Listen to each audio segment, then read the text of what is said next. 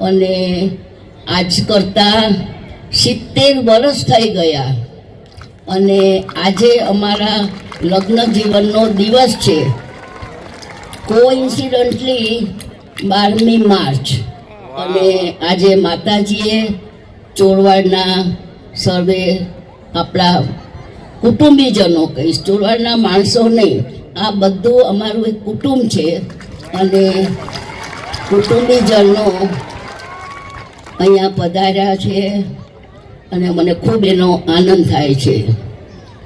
અને ધીરુભાઈ માટે તો તમને બધાને ખ્યાલ છે કે ધીરુભાઈ પહેલાં મેટ્રિકની એક્ઝામ આપી અને એડન જવા ગયા.